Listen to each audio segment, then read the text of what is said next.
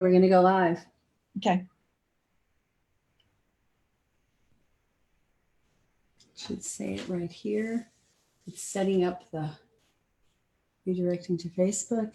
Mine says It says we're live. Yeah. We're live. Holy cow. I'm so excited to be live. We are live on Facebook, guys. Yep, I see us now. Yay. So I'm going to give everybody a chance to hop in. We are going to be doing an amazing talk today. If you know anybody who is got, type 1 diabetic or even a type 2 diabetic, because some of this stuff really does apply to both, in the family, friend, whatever, just pass them, send them here to look at this, because we're going to share a lot of stuff and a lot of really eye-opening stuff, a lot of scary stuff, but a lot of empowering stuff today. So I'm going to look to see as people come in. If I click to expand, I may hear this sound. So let me just make sure just pass them, send them here to look at it. There we go. All right, now I can see. Let me move this over, and I can see those folks who are coming in. There's usually a delay a little bit from when we start to when people get the notification and come on in. So I'm super excited to be here today. Those of you who don't know me, I'm Dr. Rita Marie Loscalzo. It's my page, Dr. Rita Marie. So that was a clue.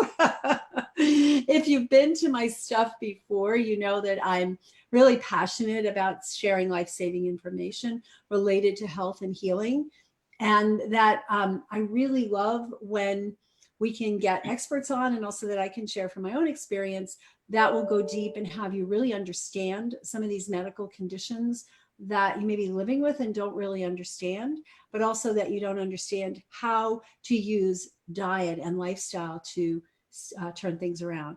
So diabetes is what our topic is today. And here's the thing, right? So many people are misinformed about diabetes. There are so many people who have diabetes, whether it's type 1 or type 2, in their family, and they're told you just have to live with it. Take the medication, and there's nothing you can really do to reverse it. And to an extent, that's kind of true with type 1. You're not going to necessarily reverse it, but you can control it, and you can reduce the risks of it. So I'm here today with my dear friend and our certified nutritional endocrinology practitioner. She's been through my program. She's been through all my programs. And I'm so thrilled to have her here, Annette Falconett. And Annette has been passionate about type 1 diabetes, actually, because of what happened to her in her own family, and how this, like the ton of bricks that hits you in the side of the head, like no clue. And you're going to learn from Annette's story that diabetes just doesn't present the way that we always think about it. And, there's certain situations that happen with a child that your kid's peeing a lot, they're hungry all the time, they're losing weight. Let's take them to the doctor and they may test for type 1 diabetes. But it doesn't always present that way. And because the doctors weren't looking for this as an option, a possibility, Annette's daughter almost died, and she's going to tell you that story. And Annette has now become super passionate about not only sharing the story of how she and her daughter have gotten this situation under control in an amazing way, but how you, if you're either a parent of a type 1 diabetic, a sibling, a friend, or are type 1 diabetic, how you can get your condition under control way better than any doctor is going to tell you could. And, Annette doesn't like to see kids losing their feet, their kidneys, their vision, right? These are things that we need to be aware of. And I see some folks coming in, Sandy and Lynn, yay. And I'm sure we're going to get a whole lot more as we go on. So what I want to do today is have Annette tell her story about the unusual presentation of diabetes that happened in her family, and what she and her daughter have done to help to get that under control, and the mistakes, a little bit about some of the mistakes that most parents of diabetics make, or diabetics themselves make, because of the misinformation that they're getting from the medical community. And so without further ado, I want you to meet Annette. Hi, Annette. Hey, how are you? Thank you so much for having me today. I'm so excited. Yeah, it's great to be here with your audience, your people, the tribe. So my story, let's go back to January of 2015. And prior to that, I knew almost nothing about diabetes. There was two types. There was juvenile and adult onset, and one needed insulin, and one, if you exercised and ate right, you could control it. That was pretty much it. Um, then January of 15, my daughter traveled abroad with a boy that was sick and on antibiotics.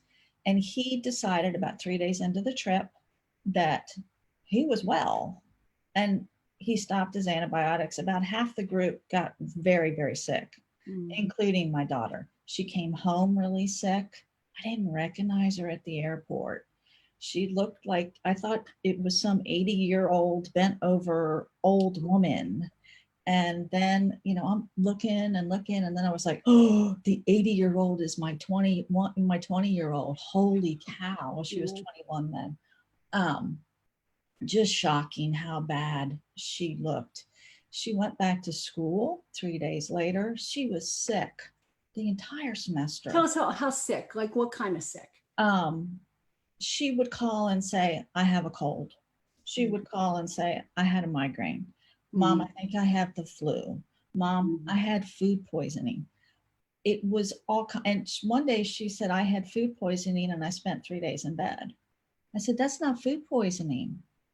You should see somebody. No, I'm fine. I'm okay. She didn't want to go to see any medical professional. I was in Texas. She was in Alabama. So it's not like I could run her. I'm like, you go to a chiropractor, something.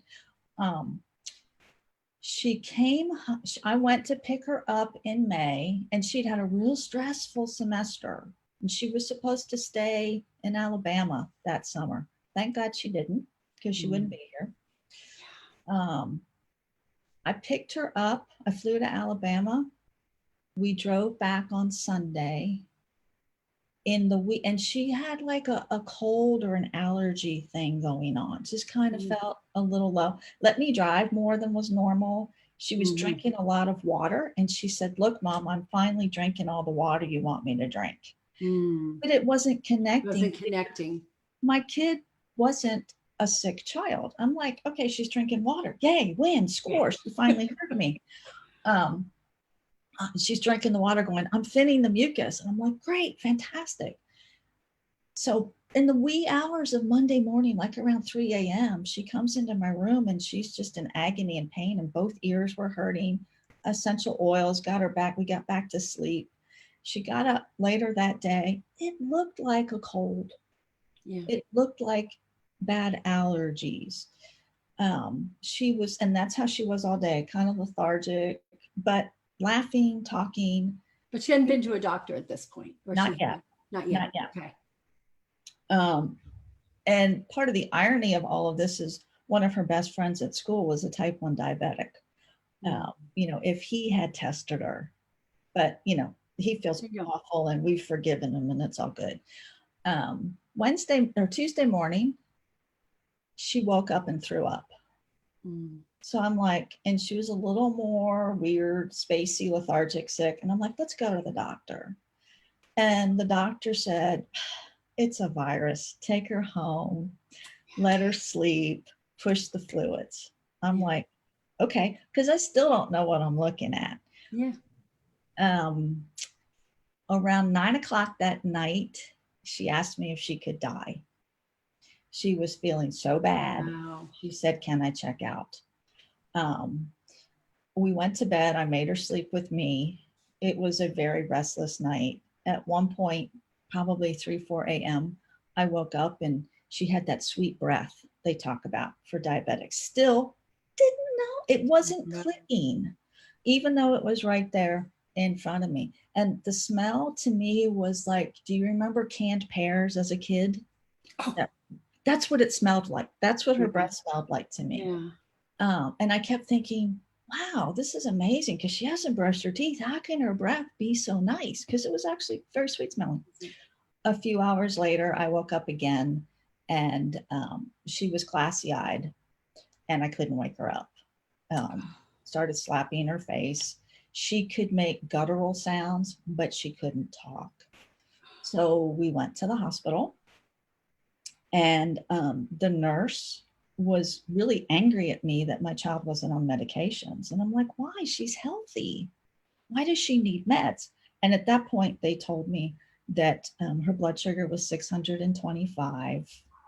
Her A1c was 14.3. She had extremely acidic blood. She was in multiple organ failure. And they really didn't know if she was going to live. And she was diagnosed as being in diabetic ketoacidosis, which has a rapid onset. It happens like within 24 hours, and it looks like really bad flu. So she was admitted. She was intubated and admitted, and like the next day slipped into a coma. She was in a coma for 3 days. She was unconscious for a week. And when she finally woke up, before they even extubated her, she was having her first dialysis treatment because her kidneys were starting to shut down.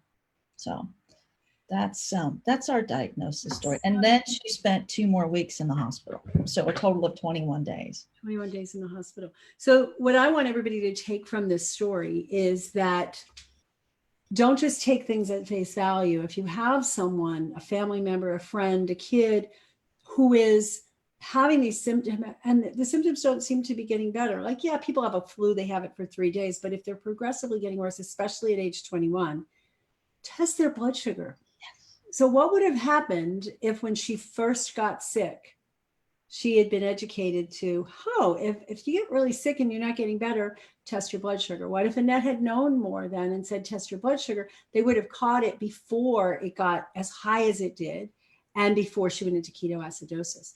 When you have a A1c, hemoglobin A1c, it's a measure of the long-term glucose balance, and it's 14. That's a measure of the last 3 months. It doesn't jump from 5 where it should be to 14 overnight.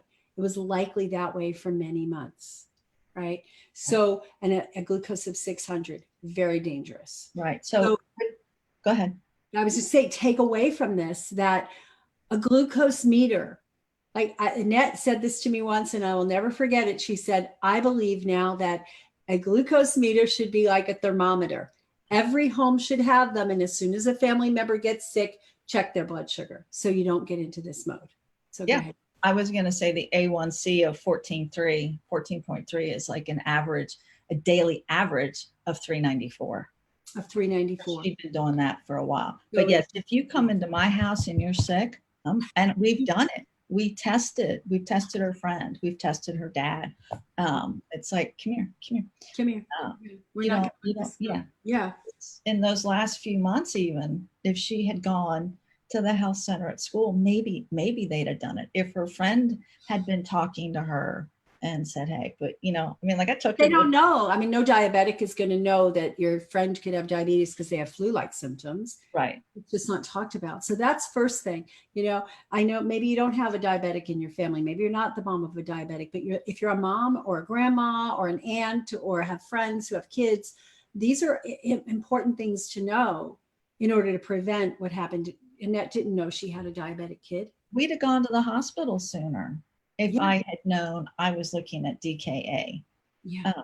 So when she gets sick now, it gets a little weird because of that, what happened to us, that trauma. So we're a lot more, let's test, let's do this, let's do that. So learn from my story. Learn from her story because, and here's the other thing, right? It seems like it came out of nowhere. Right. It did. Yeah. There was no reason. She was thin, because when you think diabetes, a lot of people just go, oh, overweight. She definitely was not overweight. She fit none of the, now I know type 1s tend to be thinner. They do. Yeah. Right. And it's the type 2 that tend to be heavier. So, but at that point, I didn't know that. Think about that. And the fact that she was drinking her water, right? You thought she was finally listening to you. But that's a kickoff because excess thirst. I remember my son, so my kids have grown up with a crazy mom who's into health and all this. My son was in college and he said to me, Mom, I think I have diabetes. And I'm like, what? Like, why? He goes, I'm thirsty all the time. I'm hungry all the time. I've lost a few pounds. I think I have diabetes. I'm like, tell me more. Well, I'm doing CrossFit for 2 hours a day. I'm doing rugby for 3 hours a day. And he was living in Florida. Yeah. So I said, when you come home, if you want to get a meter, I'll send you a meter. But when you come home next week, we'll test you. Right. I tested him and he was like 94 after eating lunch, so like, yeah, no big deal. Right. So it's really important though. We think about like our medicine kits at home, right? The thermometer, you want to check the kid's temperature. Some families have an otoscope. If their kids have chronic ears, they learn how to look in the ears, but everybody should have a blood sugar meter. And they're easy to get, Yeah. Amazon, Walmart. Every place imaginable. Yeah. Okay. So most people think that you're type 1, you go on insulin, and we can talk a little bit about that. You go on insulin and that's it. You just stay on insulin. So talk about that. When she was diagnosed, they had her on long acting a lot and a lot of short acting. Long acting you take once or twice a day, and it's just to run in the background and help you regulate. And then you take short acting when you eat. So she left the hospital on both. The food advice we got at the hospital was just absolutely horrible. And we kept looking at each other like, we don't eat that way. Because it was like, eat whatever you want in whatever quantity and just take extra insulin. And I'm thinking, extra? I don't even want her taking what she has to take. What do you mean extra? And I at least knew enough to know if she's always upping insulin, that eventually it was going to she'd have poor health consequences down the road. So we tried it. We tried their way. We made sure we had bread at every meal or a white potato at every meal. I remember one meal we didn't have a starch on the table. This was like 2 weeks after being released from the hospital. And she broke down crying. She's like, we don't have a starch. How am I going to do this? And I'm thinking, so she was believing that what they gave her was the way she absolutely bought in, even though we knew it was wrong. And I was like, we'll do it this way, see what happens. But not even a month, we had a conversation that was, we can't do this. We just can't keep building every meal around a starch, heavy carbs. I mean, they were really pushing the carbs. And the more carbs you take in, the blood sugar goes up, the more insulin you need to bring it down. And if you do too much, you got to eat the carbs to bring it back up. So it was a lot of up and downs. We did change our food. We went back to eating a healthier way that we had eaten before she got sick. And her numbers started coming down to the point that the endocrinologist eventually weaned her off long-acting insulin. Wow. Which a lot of type 1s never do. Talk a little bit about that. What were you then eating? Less carbs? You were eating more vegetables? What was different? Definitely less carbs. We hadn't gone gluten-free at the time. While we were eating whole foods, if we eat meat, it's going to be grass-fed, it's going to be pastured, wild-caught. Salads, some vegetables. We really let a lot of the carbs go. Over time, our diet has gotten, we're now gluten-free. We're very low carb. We eat a lot more greens. We currently have about 4 or 5 empty salad containers waiting to go, or lettuce containers waiting to go out to the recycle bin. And she's like, this is so embarrassing that we have. But she's got, like I said, she's off long acting. We don't even have it in the house anymore. We used to keep it as an emergency. Yeah. She took what she had and we donated it to an animal shelter because it was expiring soon. So we just do short acting at meals. And if she's running a little high because she's sick, she might take a little extra. But her levels of insulin are pretty much unheard of. In fact, she doesn't even mention the amount just in case somebody's on that knows anything about it. Okay. All right. So like I said, we're on no long acting. She probably does 2 to 3 units a meal, depending on what's on the plate. Whoa. Yeah, it's really not much. Wow. That's When awesome. she's sick, she might do 20, 25 units over the course of the day. Mhm. But her pancreas does still make some insulin. Which is true of most when they're first diagnosed. And it's just over time it gets worse because you're still putting a load on the pancreas when you're eating all that starch. And so the body's still trying to make it and it uses up whatever little capacity it still has left, right?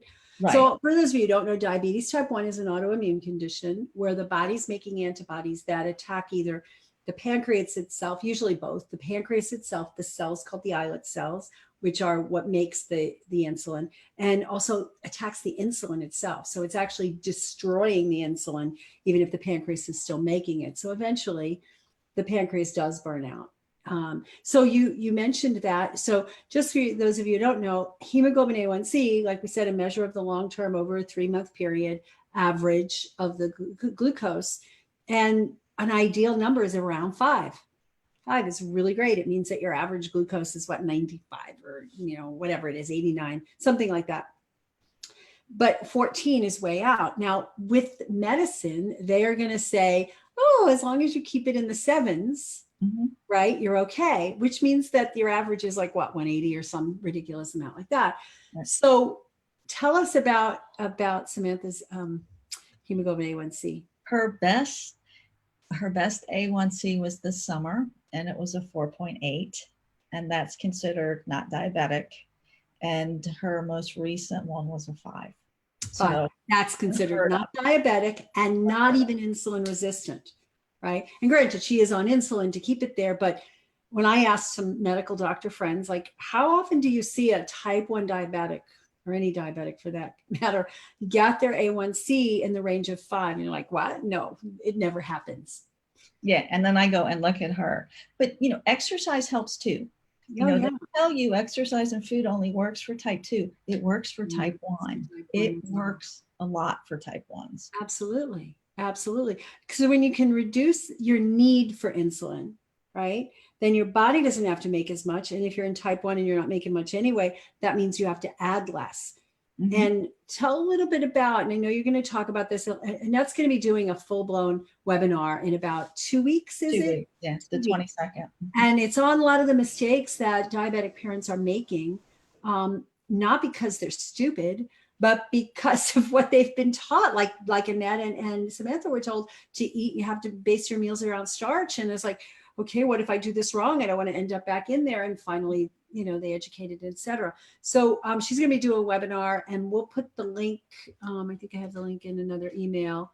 We'll put the link in there in the chat, make sure that people have it. But sign up for this webinar because she's going to go into a lot more detail and share it with anybody who is struggling with any kind of diabetes, has a family history of diabetes. Even if they don't have a person diagnosed with it, they need to hear this information. And especially if you have a child and you're caretaking for it, because it's very much geared towards that.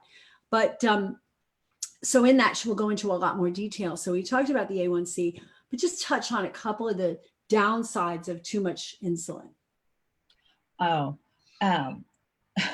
So I've actually heard this. I've seen people post and say, okay, so, because type 1s will lose weight. That's one of the things that happens. But one of the good things about insulin is you put on weight. And so it helps you get back that weight you lost while you were getting sick. So some people see that weight gain as positive. So insulin will put weight on. We've not seen it, but it didn't happen. Well, she's on so little. Yeah. But even when she was first diagnosed, it's not like all of a sudden she ballooned up. She didn't, because she'd been out of the hospital not even a month, and she was like, I'm joining the gym. So whatever weight she would have put on from that extra insulin, she was battling it at the gym. So that's one of the big ones. Too much insulin can take your blood sugar too low. And if you don't catch it in time, you can go into a diabetic coma and die. And if you read the the insert, that's one of the first thing it says, can cause hypoglycemia. And, you know, sometimes you're in a hurry, you're not counting your food right, and you inject the insulin.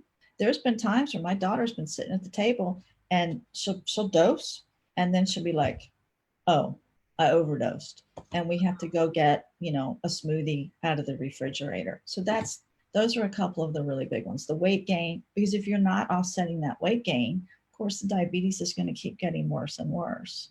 Yeah. And type 1s that eat right and exercise can expect a long, healthy life, just like the rest of us. Yeah, if they eat right and exercise, not right the way the dietitian at the hospital may be saying. It's just not right. Mm-hmm. And there's other things that insulin do. It interferes with other hormones. It affects the hormone receptors on the cells, not just the insulin receptors to make them less sensitive in a situation called insulin resistance, but also other hormones like thyroid hormones. It affects the thyroid hormone receptors. It affects the production of thyroid hormone. It affects so many things in the body and blood pressure. It affects magnesium retention. It increases sodium retention and magnesium excretion, which could raise blood pressure. So there's so many things. And, you know, diabetics need to be taught to inject the minimum effective dose. I love that term in whatever you're doing, the minimum effective dose, right? And one of the things that helped her be able to do that, adult pens, insulin pens, dose in 1 units, single units. She got the pen for children because she can dose in half units. And then eventually she went to syringes because she can dose even smaller. So if she only needed 2 1/4 units in the past, she would have to either take the 3 or take, you know, and run low, or take the 2 and go high. Whereas now, and if she's on a pump, she can even fine tune it more than that. Right. So the tools are out there. The tools are there. The mindset isn't, right? People have to be taught, you want to be on the minimum dose of insulin possible to keep you in a nice steady range. Because I love when you talk about eat and cover. Talk about eat and cover. Eat and cover. That's what we were taught at the hospital. And that was, like I said, eat anything you want. You need to be like everybody else. And if everybody else is going to McDonald's or Burger King or Little Caesars or wherever, you need to not be left out. And you go and you just calculate those carbs and you cover it with extra insulin. So if your dose is 10 units at that meal, at a regular meal, you might be taking 30 units to have that pizza and that Coke so that you can fit in. And it's like, why don't I want to do that? So that's eat and cover. I absolutely hate it. And as long as we were eating and covering, you know, she was more erratic in her ups and downs. It was mostly up, and it was just awful. But I like your addition to that.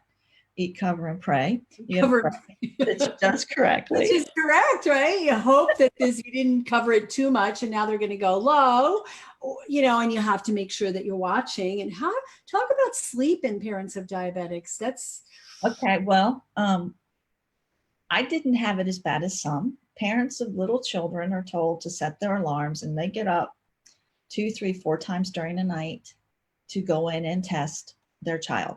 If they have a Dexcom, it's a lot easier. That's the continuous glucose meter. But there are parents who only get a few hours of sleep at night. If you have the Dex and it alarms you to the high or to the low, you're going to go in there and you're going to be up for a while feeding. I see I hear stories about children being asleep and the moms are sticking the straw from the juice box into the mouth, and the kid, while it's asleep, is drinking that juice box.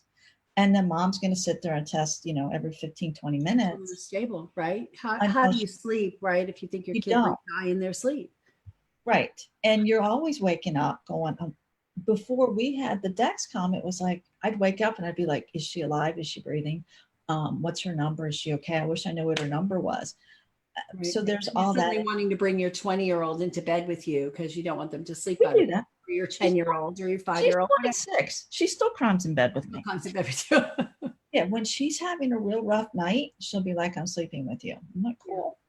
Because then there's 2 of us monitoring Because now that she has the continuous glucose monitor, I can pull it up at any time. Oh, I hid my phone.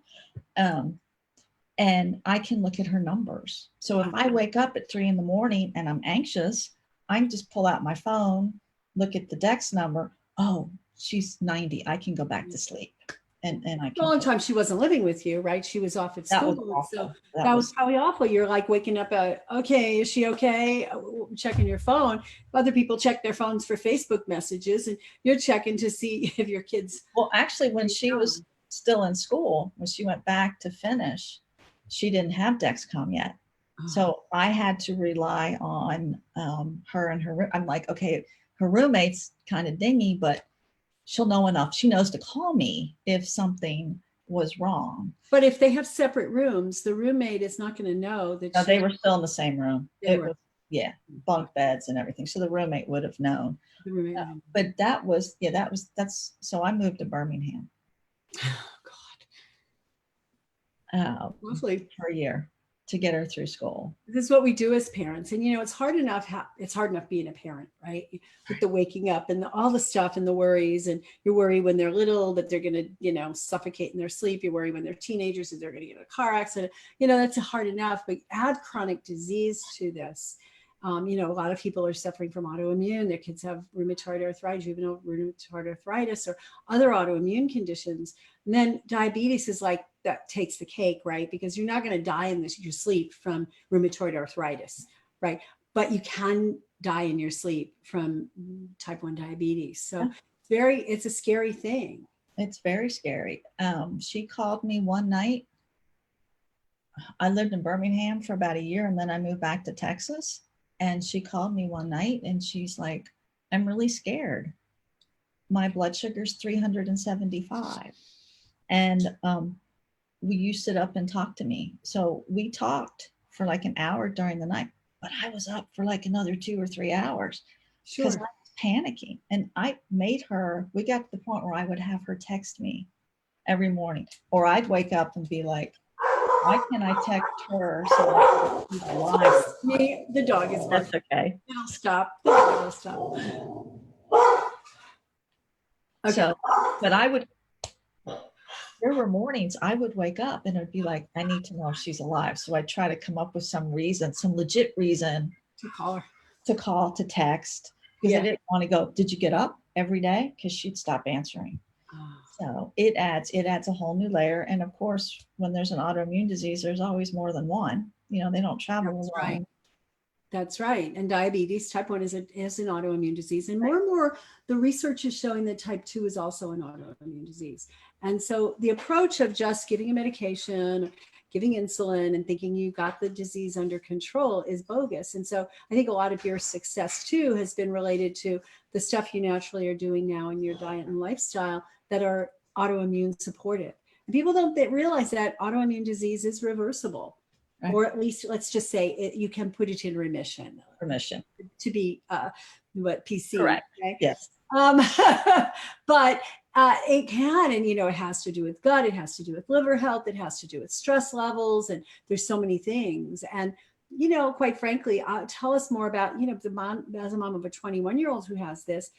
When they're 5, you can control them. When they're even teenagers and they're kind of living at home, you can sort of control them. Once they get the keys to a car, it makes it a lot harder. Like, oh yeah, I'm just going to go out for pizza with my friends and I'll do what the doctor said. I'll just take more insulin. What's that like? Fortunately, for the most part, I have a pretty responsible child. Good. But it was still tough when I moved back to Texas, which was about the time that, I found you. I found you right before I came back, but I moved back in December and my daughter was supposed to get blood work done in January. January passed, February passed, months passed, and I kept telling her things I was learning. And I'm like, when are you testing? She's like, Mom, my blood sugars are fine. But then she'd be like, I've been having really bad migraines and I'm having really bad night sweats and I test myself and I'm really low. And I'm like, you're not taking care of yourself. No, I'm fine. I test my blood sugar 6 times a day. I know what's going on. I said, so out of a 24-hour period, 6 minutes of what your blood sugar's doing. What's it doing the other 23 hours and 54 minutes? What? I'm like, what else is going on?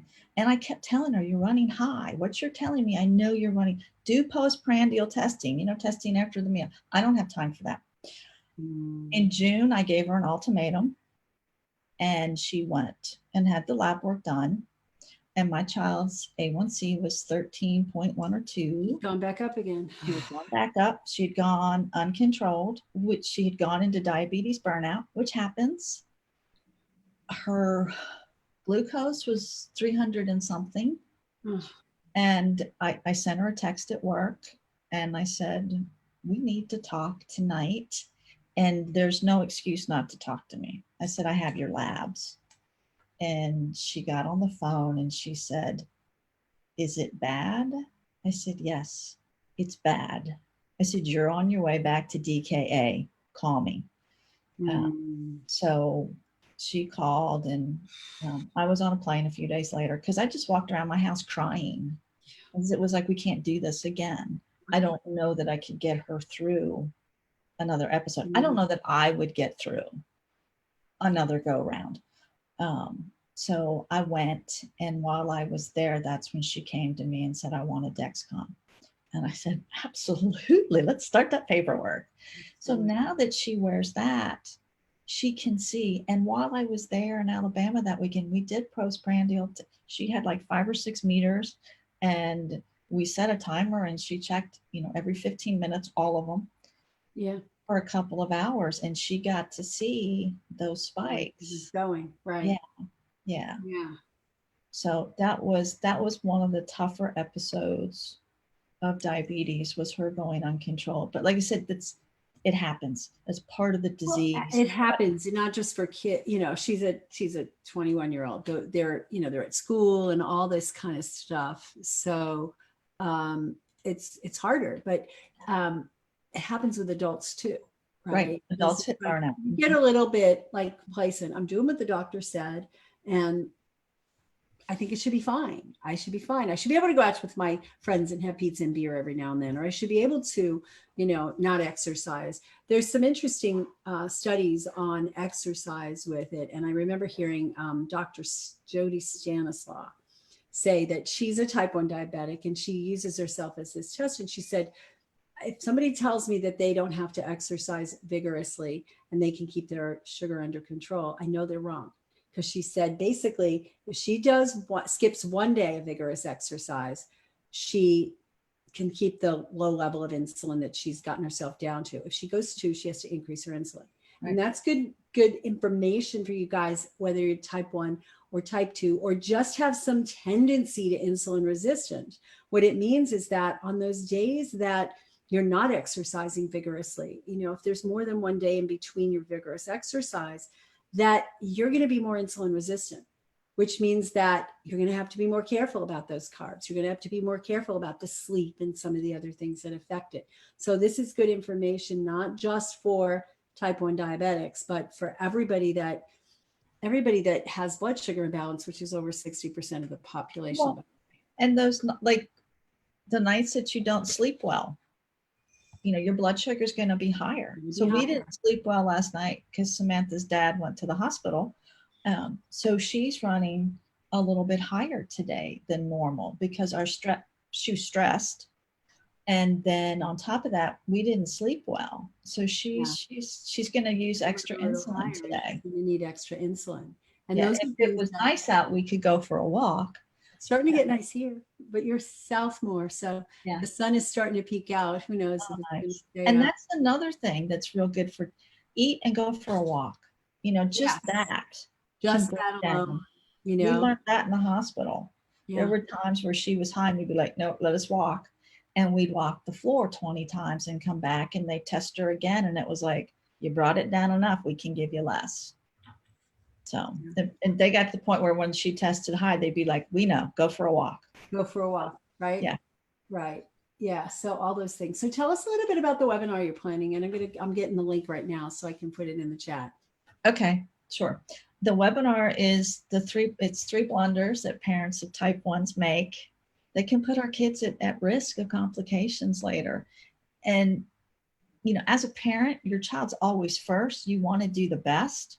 Like, you know, we've said earlier, I just always want the best for my kid. I'm going to put my child's needs before me. And we're going to talk about some of the mistakes we unknowingly make, like eat, cover, or as now it's always going to be for me, eat, cover, and pray.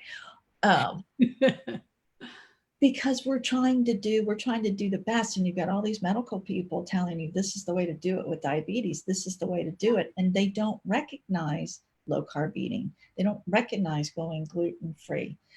Also going to talk about I think one of the worst things the parent of a diabetic can do is not take care of us. You know, I'm going to burn out if I don't take time for me. I'm going to go down, I'm going to get sick, I'm going to break down, whatever. And then how am I going to help her? Because like I said, she still will come to me and say, I'm not feeling well.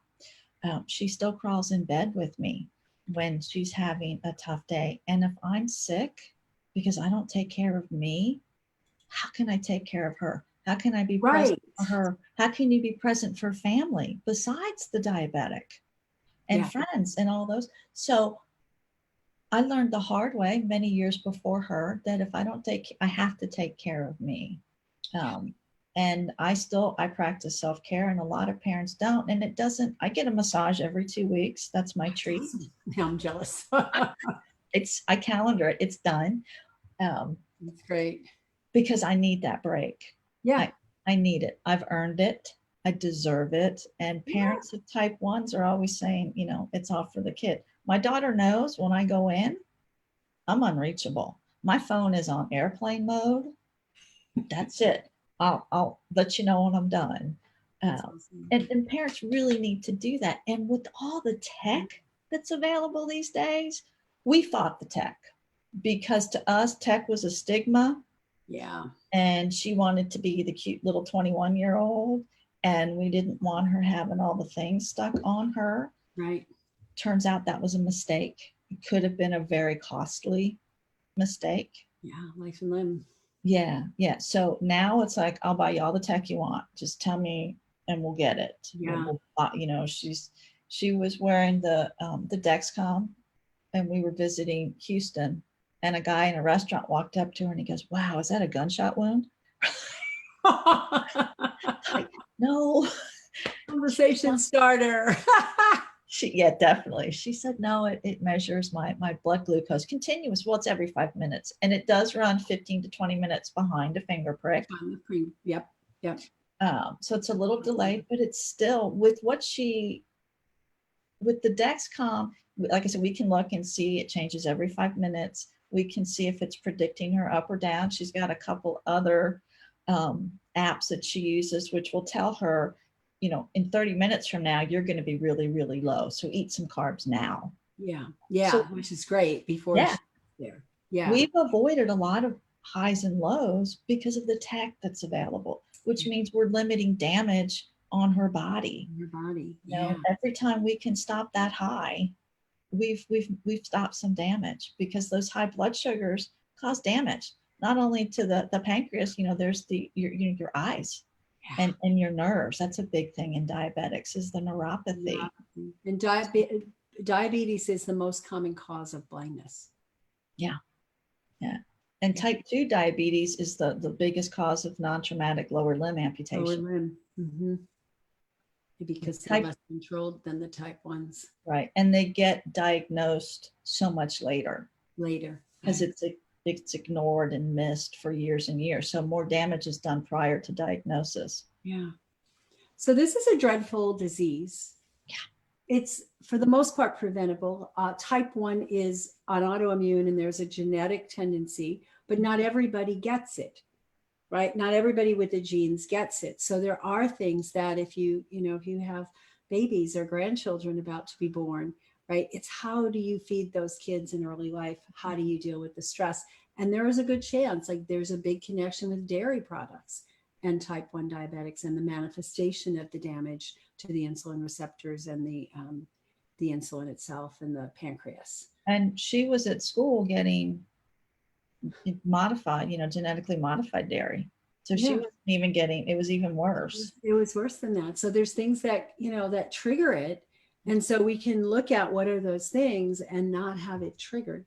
So preventable, type 2 is totally preventable and totally reversible. We see it all the time. Just has to be with the right diet, not the diet that the dietitians that are trained in the in the diabetic programs, which you've sat in on, are giving, because those things are not going to help it reverse. And when I say to people, diabetes, sure, we can, I've seen diabetics reverse their diabetes in 2 weeks. And they go, well, it's not really reversed. And I'm like, what do you mean? Well, if they go ahead and start eating sugar and candy again, their diabetes will come back. I'm like, yeah. But if you break your leg falling down the stairs and you put a cast on it and it heals, and then 2 weeks later you fall down the stairs again, is your leg going to break? Probably, right? Or somebody smashes it, probably. Does that mean that your leg didn't heal? Right. You just did the thing that caused it to happen in the first place. So we are so in control, and I love it. And I love that you're doing this. I put the link in the chat. It's drritamarie.com/diabetes. So just go ahead and click that, get registered. Do they also get the caregiver's guide? There are two different links, but we're going to send out another email with the email series saying, hey, if you missed it, here it is. Okay. So good. Even if they just sign up for the webinar, they'll get a chance. They'll get a chance to get that. Yeah. So it's in 2 weeks. And go ahead. I was going to say, we always badmouth sugar, white sugar, processed sugar, but for a type 1, sugar can make you really sick, but in our house, sugar can be a lifesaver. Yeah. I've got more sugar in my house since diagnosis than I've ever had before, because she has, there's 2 juice boxes. One has 7 carbs, one has 3 carbs. So if she just needs a little bit, we'll go with the lower carb. And if she needs a bigger hit, we're going to go with the bigger ones. But we don't eat Reese's Pieces. We don't eat the conventional snacks that I don't have Skittles in my house, and that's what the diabetics are saying. Get the Skittles or the M&Ms or whatever. You only need a couple. Yeah. So sugar is processed sugar. We don't need it in the quantities we eat, but for type 1s, it can be the little lifesaver. But like I said, you got to find cleaner. Find the cleaner source. Cleaner. And you're going to share some of that stuff, how people can learn about that in the webinar. Yeah. Right. All right. Let me see if there's questions. Okay, great. Over here and see if I can answer some questions. Who's here? Eva is on, our friend Eva. Your story is amazing, and I can't imagine. You have learned so much and tuned into this. Turn this into a life-saving and life-sustaining program that will help so many people. Yeah, thank you. Thank you, Eva. Yeah, anybody have questions or comments? Just go ahead and type them in.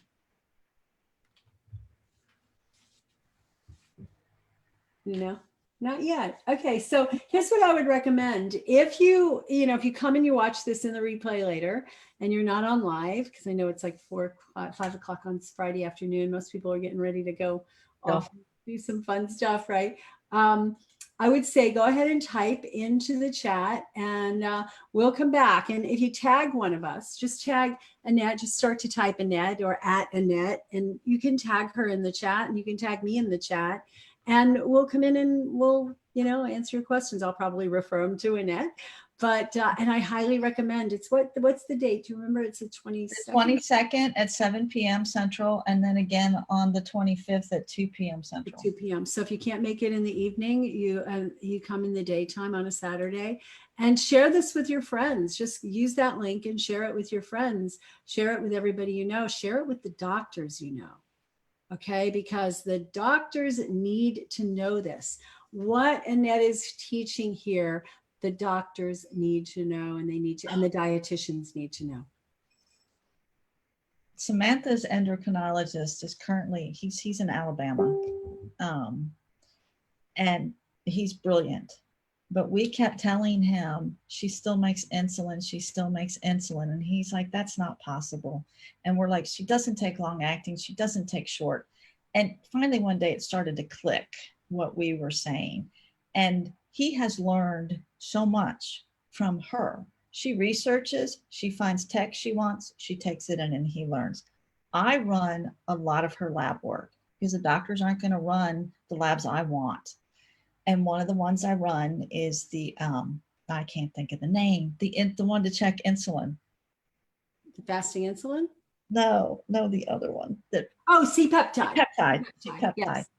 So I have run it a couple of times on his blood work, but he finally saw it this last time she was there. And he was like, oh, you're still making insulin. And she's like, I've been saying that for years. So she has taught him a lot. I don't know how much of it he's using with his other patients, but he knows when she comes in, she's the different one. She's the one that's different. Usually endos, when you're there on a diabetes exam, will look at your feet. She walks in wearing, heels or wedges, and he just looks down and goes, your feet are fine because you wouldn't be able to wear those. Be able to wear those, right? Yeah. So he doesn't even do that part of the exam on her. So she's, yes, he's learned a lot. That's great. With her. It's amazing how many, I had at our Shine conference, there was somebody who was a neurologist, and he says, I just love to learn from you, right? Because you know so much, and we don't learn this stuff in medical school, and this stuff can save lives. So I'm super, super excited about what you're doing, about your webinar coming up, and about the support that you're here to give these parents. It's really a challenge, and you're a digger, and you found our program and you educated yourself. But a lot of parents, that's not their first child, and their kids are little. They don't have the time to do what you've done. And they're working because you got to have the insurance to cover, because diabetes is super expensive. It's ridiculously expensive in our country. So, they're always chasing the insurance and keeping the job to keep the insurance to meet the deductible. And it's just bad. Yeah, it's awesome. Terry Ann says she's looking forward to the webinar. She's type 1. Great. I think we've talked before. Did you? Oh, good. Lynn says Annette is amazing. Terry Ann says, I've had it for 30 years. A1c is going down, but not great. It was 12 in July, 10.3 in October. Next level is the end of January. So yeah, I think you can learn a lot from Annette here. So yes, Eva will this webinar be made available later? It's just so important for us to share this. Yes, share it. It'll have those 2 times. So it'll be the 22nd and the 25th. And encourage people to make it live, because that's really the best way we learn. Because if you've ever done that where you go, oh, that's a nice webinar, but I think I'd rather go, shopping instead, and I'll catch the replay. How many times do you watch those replays? Not much. Not much. I generally, if I make it live, I make it a point, if it's something really important, to try to make it live, because later it's like, oh, and this interruption and that interruption, and they never make it through, and they never get the real benefit from that. Right. So make it happen. This, if you came in late, this Facebook Live, it's always going to be, it'll be processed for a few minutes, and then it'll be available. So you can watch this later, right? And then definitely, I'll put the link in there again. It's here, drrenemarie.com/diabetes. I tried to make it really simple. The one you sent me was really long, but so I shortened it. drrenemarie.com/diabetes. And really come and enjoy. I'll be at the first one with Annette, and she's going to share those blunders. I know she has been dedicated for quite a number of months here to really make this the best webinar she can, to really support folks who are in this situation, whether you're diabetic yourself, you have a family member or friend who's diabetic, and how to deal with them and how to talk to them, but how to take care of yourself as well. Because if you're taking care of a diabetic, it can be bad. Yeah. It'll wear you out. And then we live off caffeine. Right. And then mom's sick, and they're trying to take care of daughter and, or son or whatever. Right. And then for those of you who heard about the Dexcom really is only available to people who have diabetes. It has to be prescribed. The other one does too. What's Libre. Right. But they're a little more liberal about that one, because it's more for the common, person who's like a type 2 or a pre-diabetic, but it's very helpful. It just doesn't have the alarms. So for the type 1, the alarms are really important to have someone who you've set up that knows you went low, because you're not going to know you went low if you're going into a coma. Yeah. right? Sometimes the alarms wake her up and sometimes they don't. Sometimes they don't, right? If she's really out of it, I mean, if she truly needed it, it may not wake her up. So it's really nice to have someone else who can get those messages. And you know, if you were in Alabama or you were in Texas and she was in Alabama, you could call 911 and say, get there ASAP. My daughter might be in a diabetic coma. And I could have called her because the roommate from college became the roommate in the apartment. So and trust me, I was ready to call the roommate and go get in there. Get in there. Yeah. One morning, the alarm went off that she was really, really low. And oddly enough, I had a juice box in my bedroom and I picked it up and stumbled down the hall. And I'm like, wake up and drink this, test yourself and drink this. And she's like, oh yeah, I really do need it. And it's our new normal now. Yeah. But you know, there really are ways to make it easier to get the sleep. Because diabetic parents, especially if they're getting up every couple hours, you know, get the Dexcom if you can, get some more sleep. Absolutely. You know, I know when I'm tired, things get, you know, I might make a math mistake. She might make a math mistake because I don't dose her. She does herself. Right. But if we make a math mistake because we're tired, it could be really bad. Really so the parents, all caregivers, any caregiver with a chronic child really needs once in a while say, I'm first. Yes.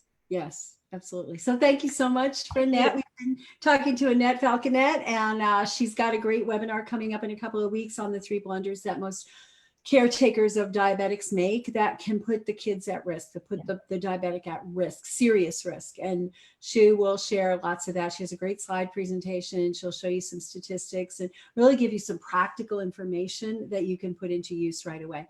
And that's on the 22nd and the 25th. But just go to the link, drritamarie.com/diabetes. That will send you to the page to sign up. And we look forward to seeing you again soon. I hope this was helpful. Go ahead and hit share and share this with everybody you know. All right. Thank you. Thank you. Thank you. I'm going to stop.